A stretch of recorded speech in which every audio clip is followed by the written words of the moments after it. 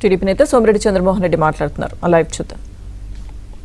కెపాసిటీని 3,500 క్యూసెక్స్కి జగన్ ఎందుకు పెంచలేదు? 24 నెలల్లో చంద్రబాబు నాయుడు ప్రభుత్వం, మా ప్రభుత్వం 3,870 కోట్లు ఖర్చు చేసి 3,500 క్యూసెక్స్ ఫ్లోకి పెంచింది. మళ్ళీ ఫేజ్ 2 1,180 కోట్ల నిధులు మంజూరు చేసింది. 1,700 క్యూసెక్స్ది 3,500 చేసి హంద్రీనివా కెనాల్ని 24 monthsలో 3,870 crores ఖర్చు పెట్టాము. 3,500 క్యూసెక్స్ ఫ్లోయింగ్ కెపాసిటీ పెంచాం. కర్నూలు, అనంతపురం, చిత్తూరు జిల్లాలకి లబ్ధి చేకూర్చాం. ఫేజ్ 2లో 1,180 కోట్లు ఖర్చు చేయబోతున్నాం. కుంగిపోయిన అలగనూరు రిజర్వాయర్ పనులకి కూడా నువ్వు 36 కోట్లు ఎందుకు కేటాయించలేదు? మేము 36 కోట్లు కేటాయించాం.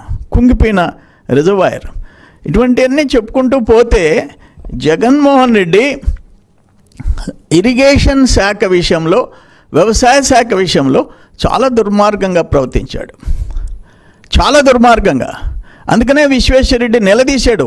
మీ మీటింగ్లో ఏం చేశారయ్యా, ఇప్పుడు పనులు జరుగుతున్నాయని చెప్పేసి విశ్వేశ్వరరెడ్డి నిలదీసే పరిస్థితి వచ్చింది. చాలా క్లియర్గా చెప్పాడు విశ్వేశ్వరరెడ్డి. అప్పట్లో అభివృద్ధి చేయలేకపోయినాం, ఇప్పుడు ఒక్క ఉమ్మడి అనంతపురం జిల్లాలో 3,000 కోట్ల రూపాయలతో ప్రభుత్వం పలు ప్రాజెక్టులు చేపడుతూ ఉంది. హిందూపూర్ నియోజకవర్గంలో 750 కోట్ల రూపాయలతో అభివృద్ధి పనులు చేస్తున్నారు. మనం రాయలసీమకి నీళ్ళు ఇచ్చామని మనం చెప్పుకుంటున్నాం. ఎవరు మాట్లాడింది ఇది? ఉరవకొండ వైకాపా ఇన్ఛార్జ్ విశ్వేశ్వరరెడ్డి.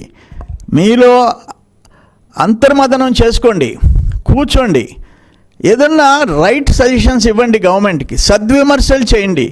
ఎక్కడో పొరపాటు, ప్రభుత్వాలు అంటే పొరపాటు జరుగుతాయి, ఇటు కాదు ఇటు చేస్తే బాగుంటుందని చెప్పండి. నిద్రలేసి రాయలసీమకి, ఆంధ్రాకి, ఉత్తరాంధ్రకి మధ్యలో పెట్టాలా, గన్లు తేవాలా, జగన్మోహన్ రెడ్డి పేరులో ఒక గన్ ఉంది, మావి గన్ అని చెప్పి ఇంకో గన్ తేవాలా, చేతిలో గొడ్డలు కావాలా? ఈ కల్చర్ మానకుండాయా. అల్టిమేట్గా లాస్ట్ 5 years మీ వల్ల ఏ అయితే పనులన్నీ డిస్కంటిన్యూ అయిపోయినాయో, ఆగిపోయినాయో, దానివల్ల ఎంత భారం ఎంత పెరిగింది.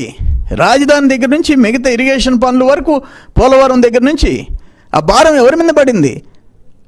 5 కోట్ల మీద, 5 కోట్ల మంది ఆంధ్ర ప్రజల మీద పడింది. నీకేమన్నా నష్టమా? మీ ఫ్యామిలీ ఏమన్నా ఆర్థికంగా ఇబ్బంది పడుతుందా? మీ ఫ్యామిలీ, మీ తండ్రి రాజశేఖర రెడ్డి ముఖ్యమంత్రి కాకముందు నీ ఆర్థిక పరిస్థితి ఏంటి, ఈరోజు పరిస్థితి ఏంటి? ఎవరో చెప్పారు, ఇండియాలో 3 పొలిటికల్ ఫ్యామిలీస్ ఫైనాన్షియలీ సౌండ్ అంట. ఒకటి మహారాష్ట్ర, ఆ ముగ్గురులో ఈయన ఒకటంట. మీరు భార్య బిడ్డలు, మీరు 4, మీ 4కి 1,000 కోట్లు కావాలా? కానీ ఇక్కడ రైతులు, పేదలు, ప్రజలు, రాష్ట్ర అభివృద్ధి, 5 కోట్ల మంది భవిష్యత్తు గురించి మాత్రం ఓన్లీ రాజకీయమే. ఇది కరెక్ట్ కాదని చెప్పేసి నేను తెలియజేస్తుండా.